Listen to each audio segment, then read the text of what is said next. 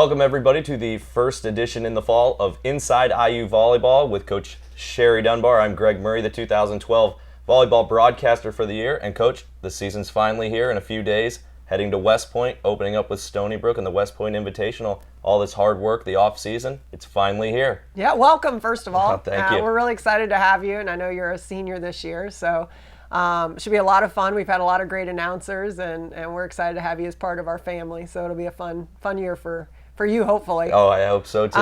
Yeah, we're really excited. You know, I mean, you think about just preseason, but really preseason started for us in January, and we changed a lot of things we did and had really good off season. So I think the kids are ready to play somebody. You know, this is a totally different year because, as you know, school started a whole week earlier. Right. So our last preseason practice was last night. And so now they're in school today and kind of preparing for the upcoming week, and we'll leave on Thursday. And looking forward to this year. One big difference from last year is the comeback of Jordan Habberly, who was injured last season. So it'll be good to see her back out on the floor after that very good sophomore 2010 campaign. Yeah, you know, she's as good as she's going to get. The ACL is stable. You know, she's got some swelling in it, but she is so excited to be back. And you know, we limit her jumps a little bit in practice, but when it comes game time, she'll be ready to go. You know, sitting out a year can be very valuable, but also very frustrating. When you watch your team and your friends and the people you train with, you know, not having such a great year and knowing that you can help them be better, you know, really gives you a motivation to get back on the court. And I know she'll be ready to compete, you know, this weekend. And with Habberly out last year, and also Ashley Benson graduating from that Sweet 16 team last season, a lot of players had to step up and were just kind of thrown to the wolves in there. But this year they come back with a year under their belt, and that could prove huge just with pure Big Ten experience. Yeah, we talked about that a lot last year. You know, I mean, we didn't have the year we wanted to have, obviously, but individuals really stepped up and did some good things and got some very valuable experience. So Jade Henderson has had a great preseason and off season, and we're looking for her to do some really good things. Kelsey Marshall had a great off season. Whitney Granado, who's been a little bit out with injury and sickness right now, probably had the best off season of anyone. So we're really excited to get her back when she's feeling 100%.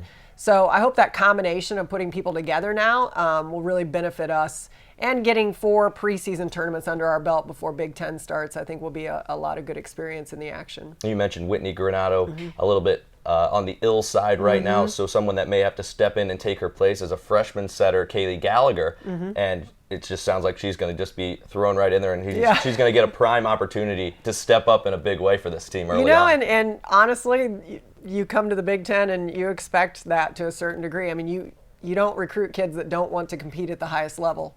So yes, a little bit overwhelming just because when you come in as a setter, you have to learn all the offense and understand your hitters and the style that we want to set. And we're running a little bit faster offense this year. So there's a lot to take in, but she's been extremely coachable.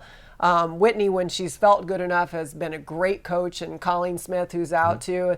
Those guys have been great mentors for her, and I don't think you can have better mentors than those two. So Katie's made some great strides. She's a great setter, and you know she'll do a good job for us. And you mentioned Katie. That's one of the 5 freshmen, the new additions for this Hoosier team. You have a couple other defensive specialists. What can we expect to see from that freshman class here this year? You know, first of all, I think they have a lot of personality, and they're really fun to be around, as I'm sure you've seen a little bit in practice and in the scrimmage. We're going to redshirt one of them, Mariah Coleman, a lefty right side. You know, with Kelsey Marshall being a senior, she's going to learn a lot from Kelsey. She's really raw, didn't play a lot of club, and nothing at a super high level. So this will be a great transition for her this year to learn a lot. But then bringing in 2 defensive specialists that just know about winning, you know, from great programs down in Floyd Central and then up at Muncie Burris, both of them. And then Amelia Anderson, who's really just a big physical outside hitter, and I think can be a great 6 rotation player in the Big Ten. And then Katie to add to that. I think it's a great freshman class, and I think people saw that at the scrimmage, that there's a lot of potential in that class. You know, they were really nervous at the Cream and Crimson scrimmage, and that's why we do it, to kind of get the nerves out of the way a little bit. But I think they're going to bring a lot of energy to this group and a lot of depth, which we were lacking last year, and so make a lot of healthy competition in practice. Amelia Anderson in that scrimmage, I noticed, had the very unique jump serve, throwing it very high in the air. Is that something that's kind of her niche and specialty? It seemed to be really effective, especially towards the end of that Cream and Crimson scrimmage. Yeah, she scored 2 aces at the end of that. She's always jump served a little bit, but we've really refined it and helped her a lot. And I think she can be an offensive weapon back there. Jordan jump serves like that when she's feeling good. And, it's something at this level. You don't want a whole team of jump servers like that, but somebody like that can generate a lot of power, even as a freshman. We look at our serving as an attack. And so if we can get somebody back there with a lot of power and serving a jump top, we'll let her run with it.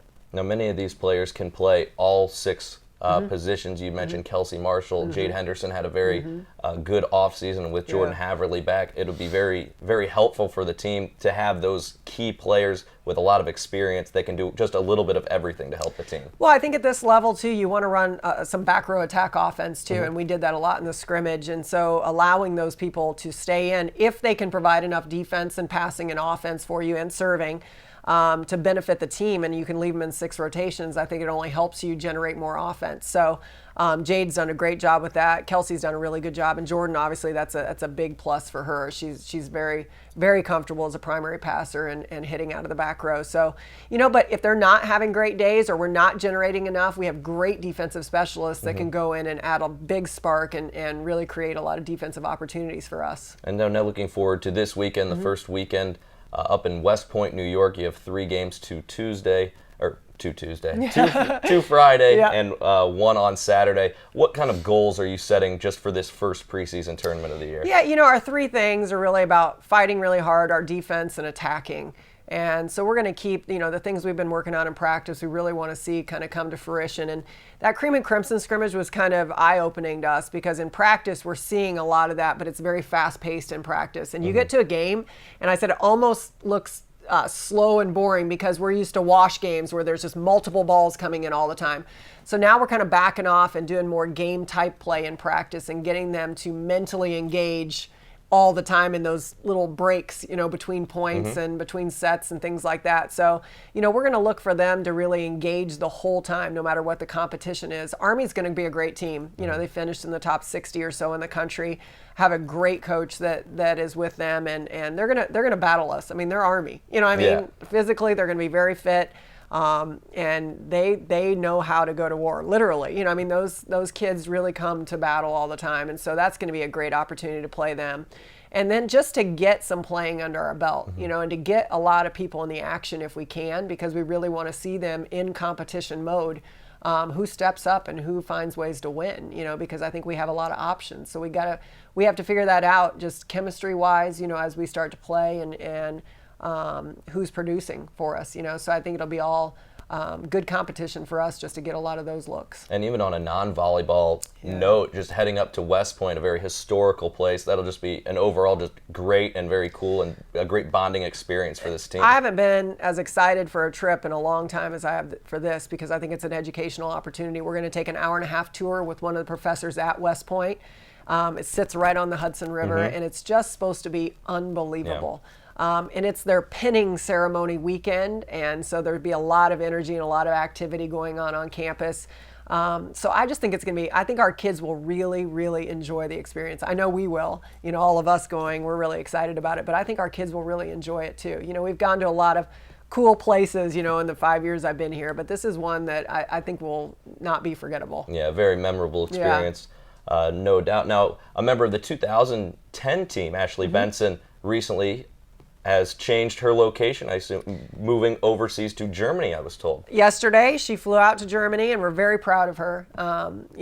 She had a lot of options after playing in Puerto Rico last season, and her and I sat down, and she talked to her parents and all these things, and felt like Germany was the best, choice for her. She went out there and tried out with them and trained with them for about a week, and really had a good experience. It's a great coaching staff out there and a good team.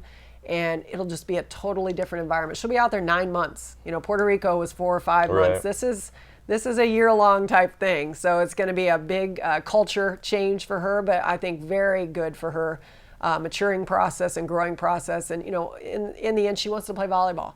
So why not play 9 months out of the year if you can, and then come back, for a few months before she decides what to do next. But very proud of her and what she helped with our program, and just to see her continue on that trend of playing volleyball at the highest level is really awesome for us. And of course, we wish her the best luck overseas. Coach Dunbar, thank you for joining me on the first fall edition of Inside IU Volleyball with head coach Sherry Dunbar. Excited to get going in West Point this weekend. Absolutely. Thanks for having us. All right, we'll see you next week. For Greg Murray and Sherry Dunbar, this is Inside IU Volleyball.